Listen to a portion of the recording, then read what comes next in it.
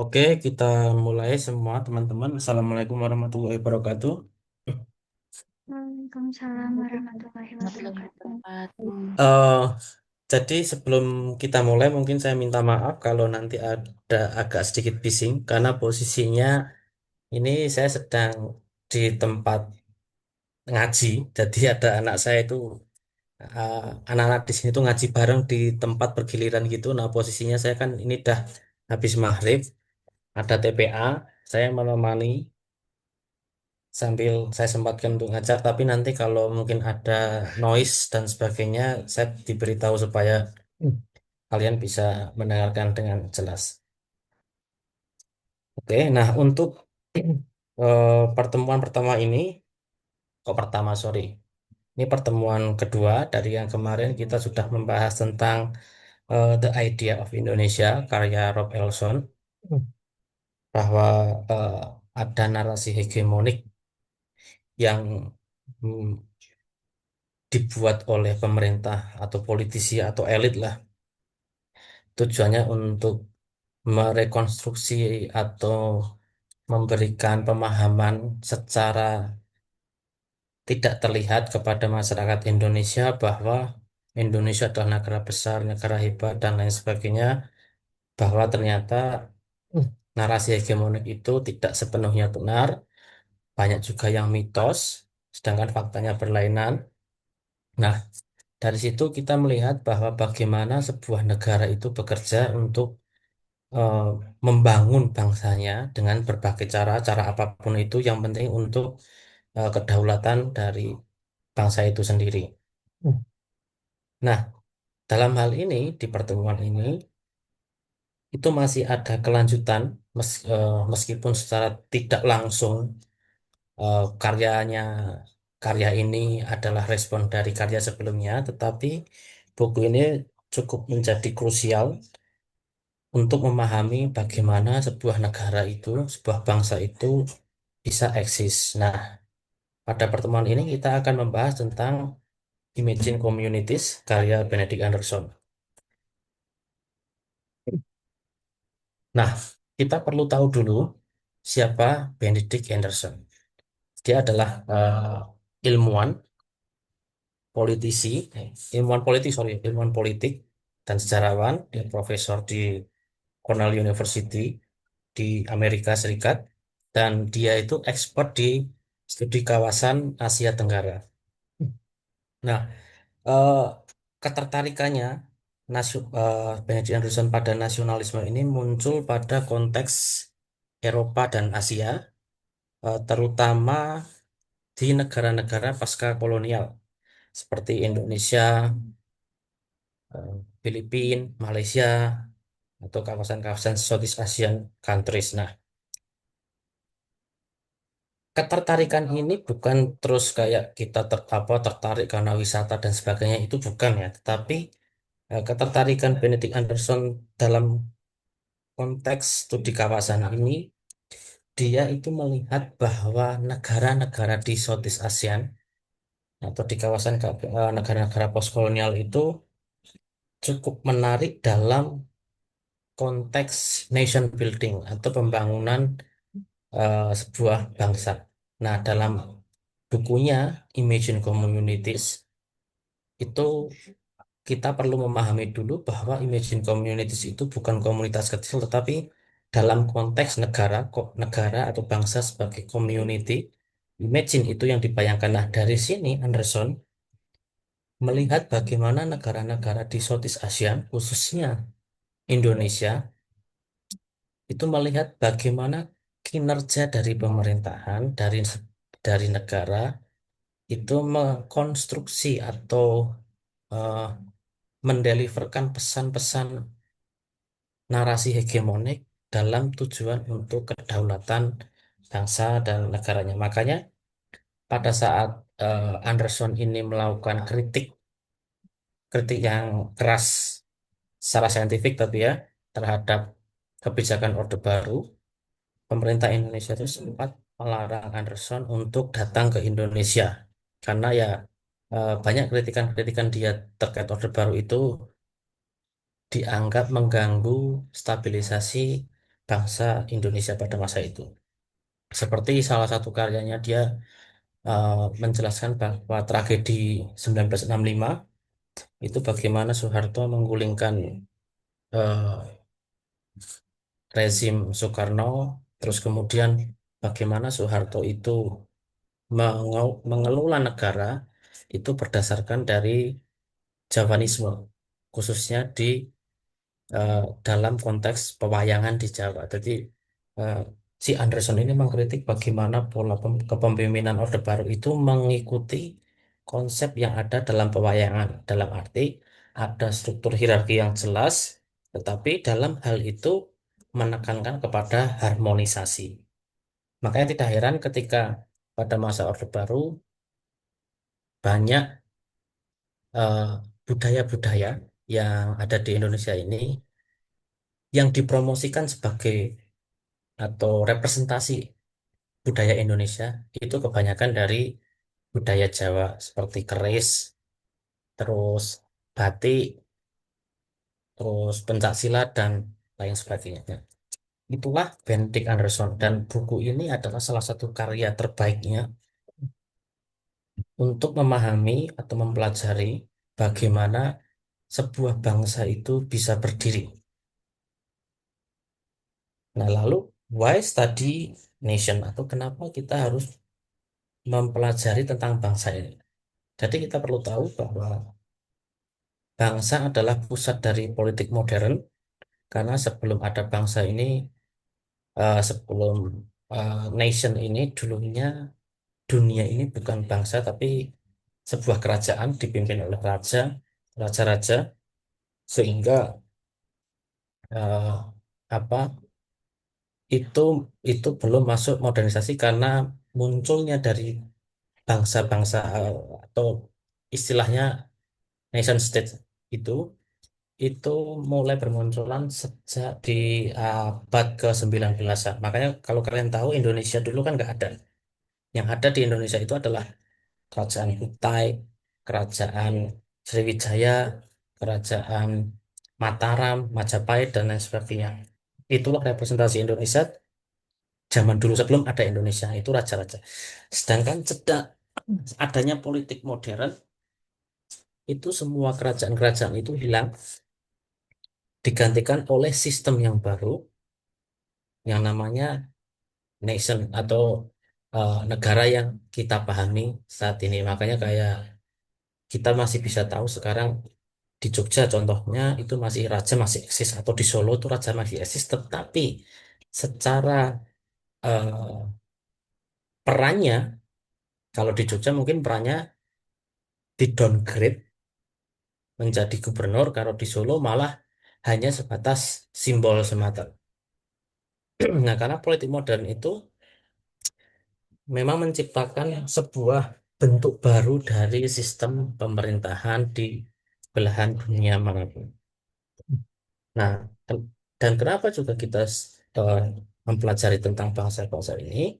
Karena dari hal itu, dari politik modern itu, kemudian muncullah identitas nasional yang mempengaruhi kewarganegaraan, hak, dan konflik. Maksudnya gimana? Jadi setelah adanya suatu negara atau suatu bangsa, itu muncullah namanya identitas nasional. Kalau yang paling kita eh, kenal adalah contoh sederhananya adalah adanya KTP. Nah, KTP itu salah satu cara untuk melabeli seseorang bahwa kita adalah orang Indonesia. Karena Indonesia itu terdiri dari berbagai suku, ras, dan bahasa, kemudian muncullah dalam identitas di KTP itu ada form-form yang tujuannya untuk mendefinisikan itu seperti nama lengkap, tempat tanggal lahir, status perkawinan bahkan, dan juga agama. Oh ya, ada alamat juga. Itu tujuannya untuk memberikan label atau identitas kamu orang mana, kamu orang mana, kamu orang mana.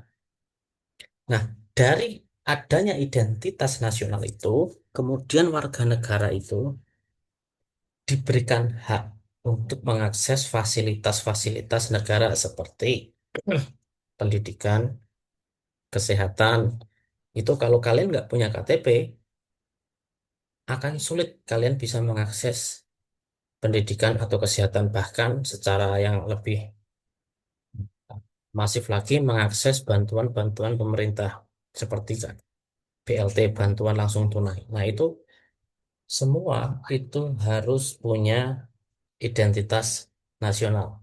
Makanya tidak heran banyak kemudian konflik muncul karena terkadang beberapa orang itu merasa sudah hidup di tanah itu jauh sebelum Indonesia merdeka.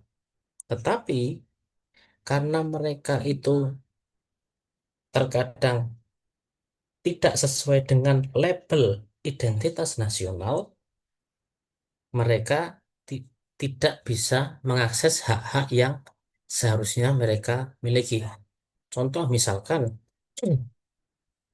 orang-orang di daerah pinggiran atau mungkin hmm, suku-suku terpencil, mereka punya sistem kepercayaan sendiri. Mereka hidup dari berburu dan meramu. Sampai sekarang di Indonesia ada, tidak semua Indonesia itu modern seperti Solo atau Jogja atau Jakarta apalagi. Tidak, masih ada wilayah-wilayah atau suku-suku di Indonesia itu yang masih berburu dan meramu. Nah, mereka terkadang karena mereka hidupnya pindah-pindah, mereka tidak punya identitas KTP.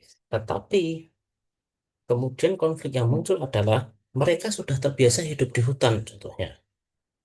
Mereka sudah terbiasa hidup di hutan, mencari penghidupan dari hutan, tetapi hutannya ditebang karena faktor ya untuk perusahaan profit atau illegal logging dan lain sebagainya, sehingga eh,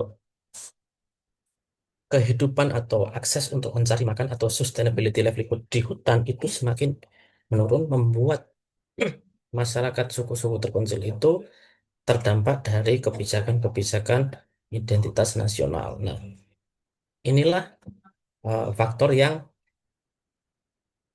apa ya namanya bangsa. Kenapa kita harus mempelajari tentang bangsa-bangsa ini untuk melihat bagaimana fenomena-fenomena yang terjadi di Indonesia, bahwa mungkin kita yang hidup di tempat di kota-kota atau di wilayah urban itu merasa tidak penting membahas hal ini karena merasa udah semuanya udah beres.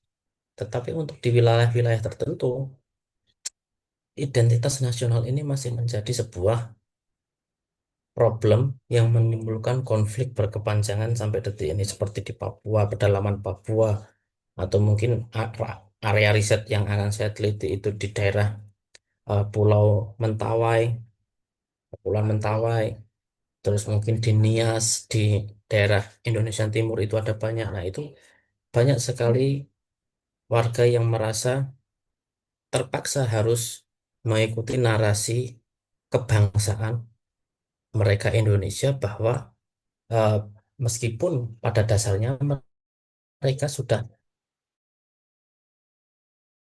hidup atau memegang prinsip tentang nation itu jauh sebelum ada kata Indonesia.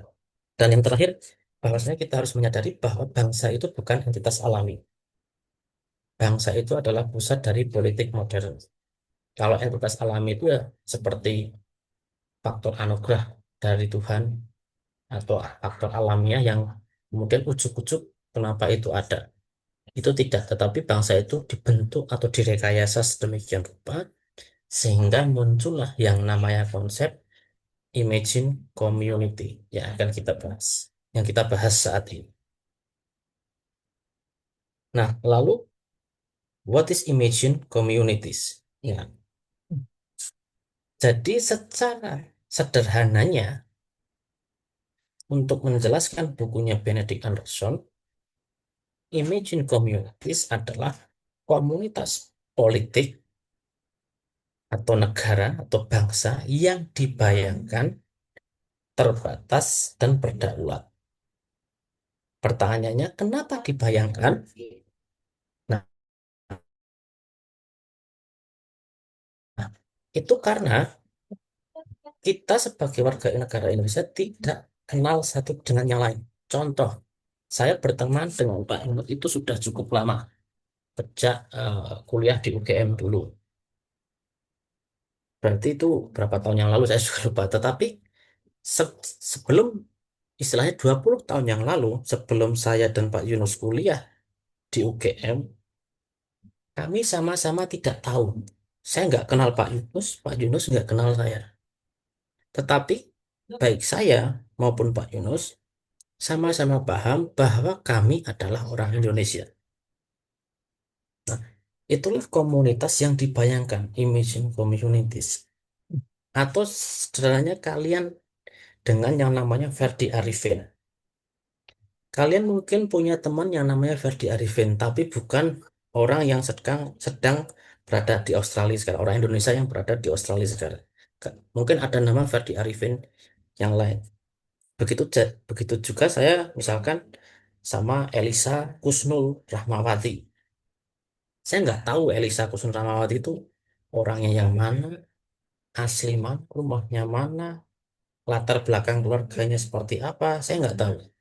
Tetapi saya tahu bahwa Elisa Husnul itu orang Indonesia, begitu juga Elisa Husnul juga tahu saya orang Indonesia. Nah, dari hal itu, imagine communities itu adalah bagaimana kita membayangkan Indonesia sebagai sebuah entitas bangsa atau negara yang kita berada di dalamnya, tetapi kita tidak saling kenal satu dengan yang lain terkait dengan atau kepada anggota-anggota atau warga-warga negara Indonesia. Mungkin kita nggak sampai 1% atau mungkin 5% lah. Kita nggak kenal 5% dari total warga negara Indonesia itu kita mungkin nggak kenal.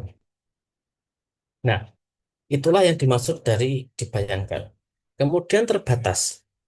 Nah, konsep terbatas ini terbentuk karena memang ada dalam politik modern itu ada yang namanya batas wilayah. Misalkan ketika ngomong Indonesia ya Sabang sampai Merauke. Ada berbagai pulau di dalam rentang Sabang sampai Merauke itu.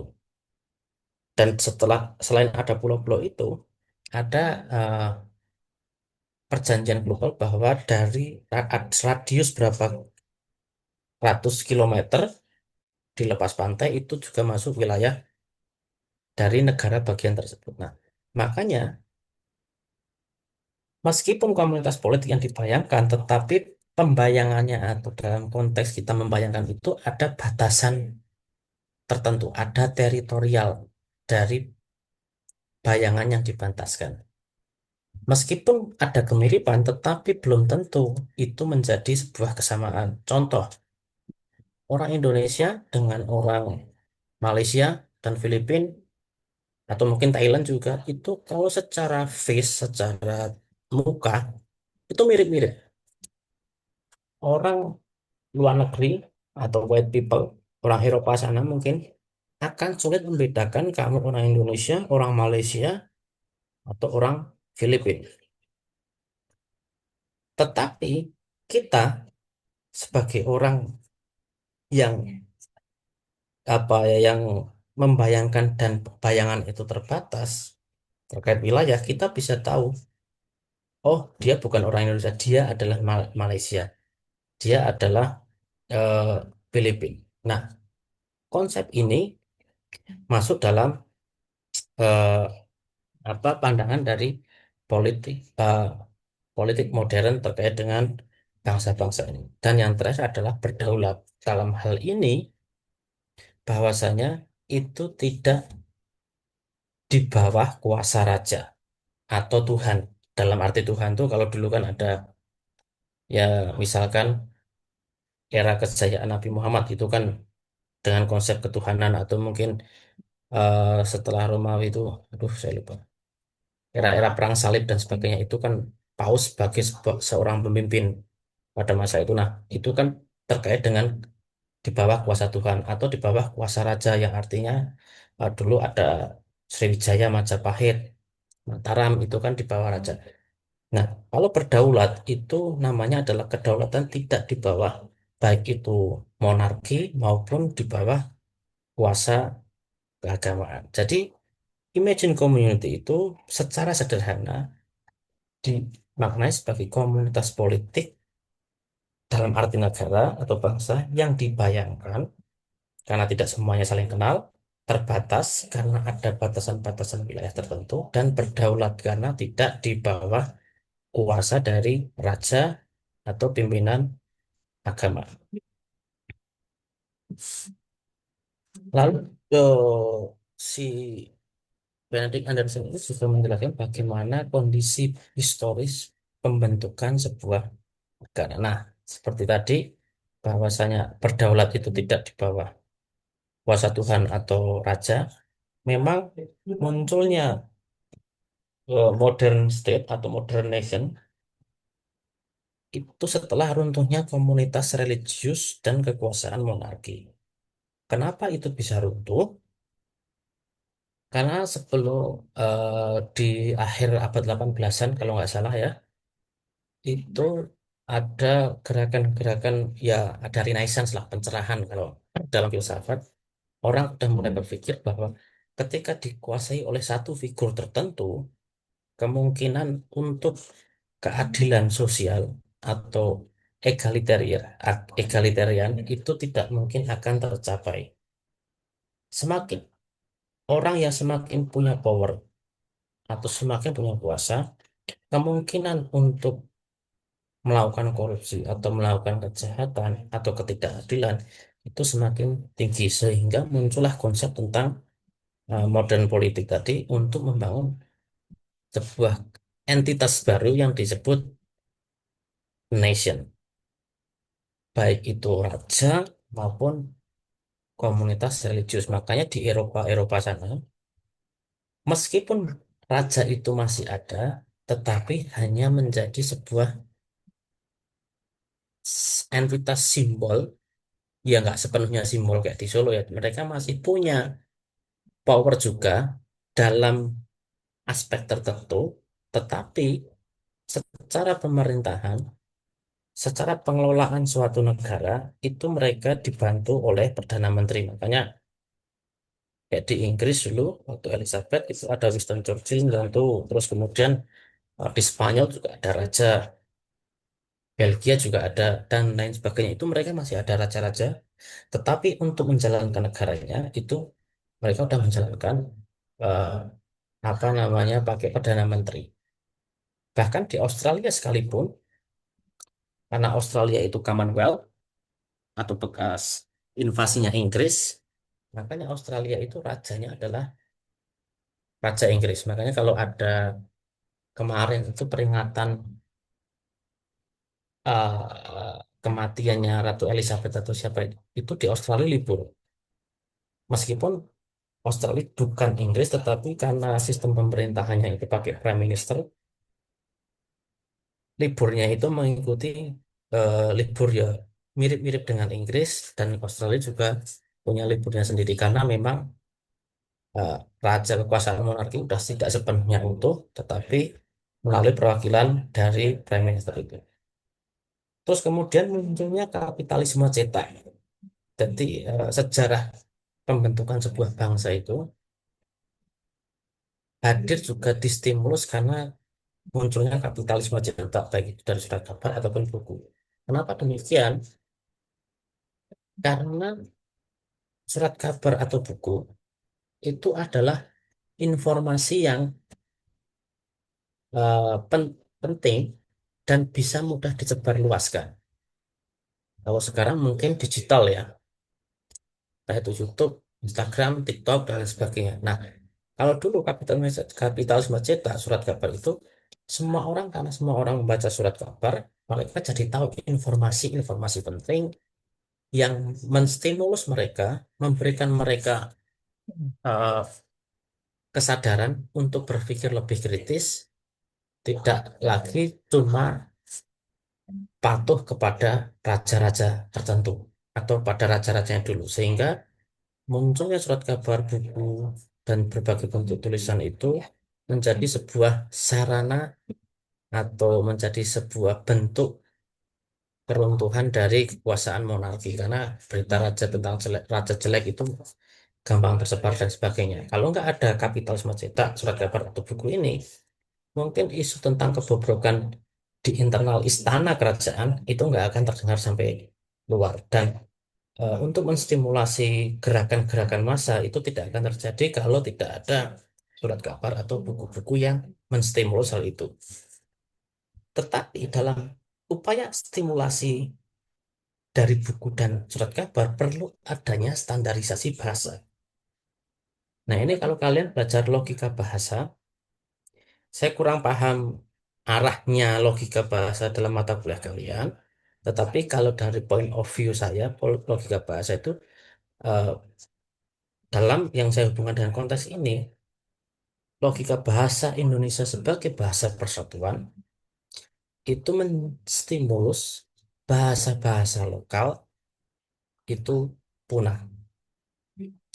Dan ketika melihat jauh sebelumnya, standarisasi bahasa dari Indonesia itu turning point Indonesia bisa terbentuk itu juga karena standarisasi bahasa ketika generasi muda itu berkumpul untuk mendeklarasikan Sumpah Pemuda yang salah satu di dalamnya adalah menjunjung tinggi bahasa Indonesia sebagai bahasa persatuan. Nah, dari situ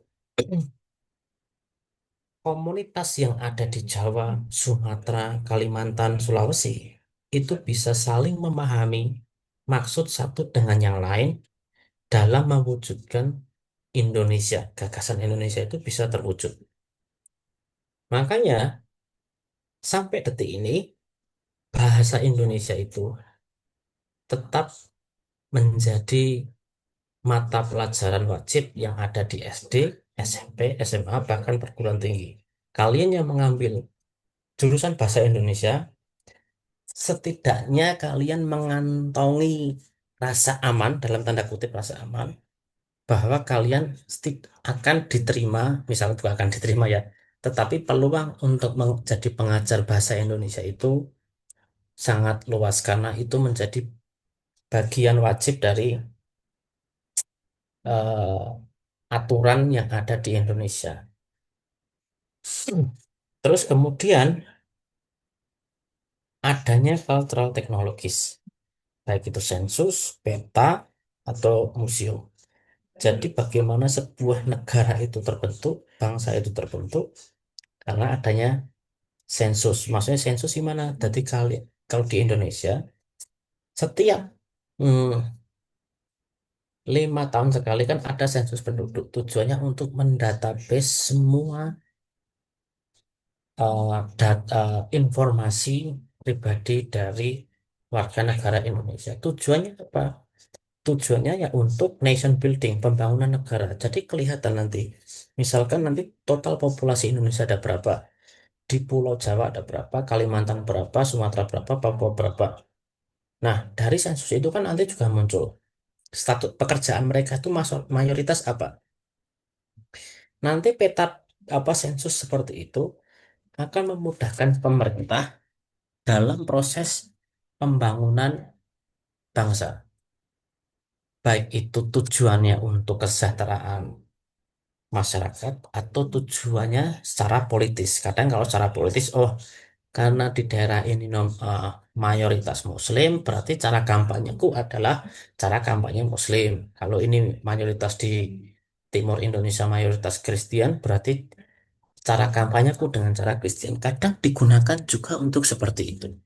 Makanya sensus itu salah satu cultural teknologis yang digunakan oleh para politisi di negara-negara modern.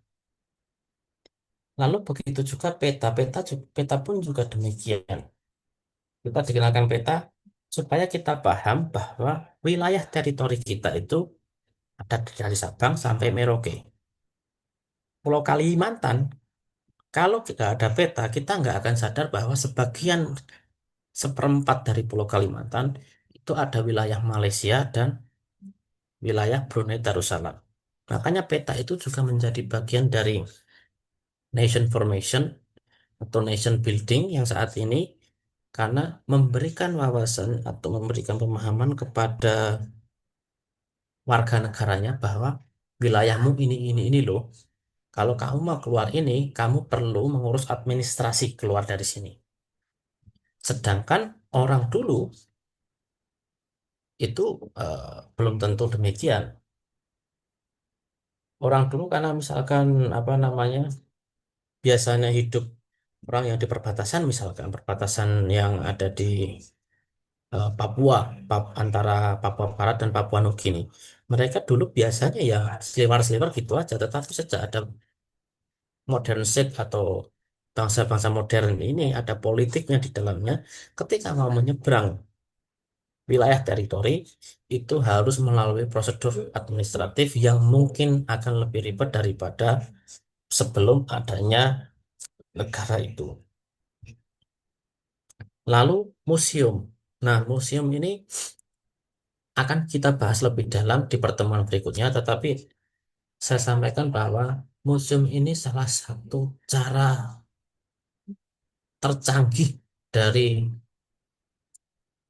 sistem politik modern, bagaimana pemerintah itu merekonstruksi pola pemikiran masyarakat warga Indonesia atau warga negaranya untuk lebih mencintai negaranya sedemikian rupa. Jadi, kalau di museum kita akan melihat bagaimana nasionalisme atau pahlawan nasional itu yang kita sebut sebagai pahlawan nasional itu sebagai sosok pahlawan hero yang berkorban tumpah darah Indonesia untuk kemerdekaan Indonesia.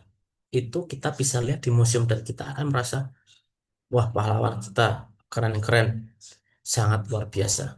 Tetapi kalau kita melihat sekarang misalkan ada jenderal, ada kita lihat Prabowo ngomong misalnya, Prabowo kan juga jenderal, dia juga militer, dia juga nasionalis. Ketika dia cerita tentang bagaimana dia berjuang dengan Indonesia, berjuang terkait dengan Indonesia, apakah kita memiliki feel yang sama ketika kita ke museum? Belum tentu. Karena museum didesain sedemikian rupa untuk bisa merekonstruksi kejadian, meromantisasi kejadian masa lalu untuk bisa diinternalisasi saat ini. Nah, itu nanti akan kita bahas selanjutnya. Nah, yang terakhir itu dalam buku ini bisa dikatakan bahwa komunitas dibedakan bukan dari benar atau tidaknya. Jadi Benedict Anderson itu tidak mengklaim bahwa ini benar, ini salah. Indonesia itu apa cara cara nasionalisme itu benar atau salah. Tetapi dari buku Imagine Communities ini kita bisa tahu dari cara bagaimana negara itu dibayangkan oleh warga negaranya. Jadi mungkin itu yang bisa saya sampaikan untuk ini. Kalau ada yang bertanya silahkan.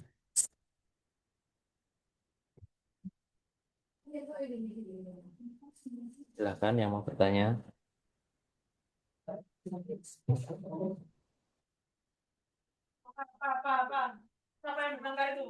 Enggak?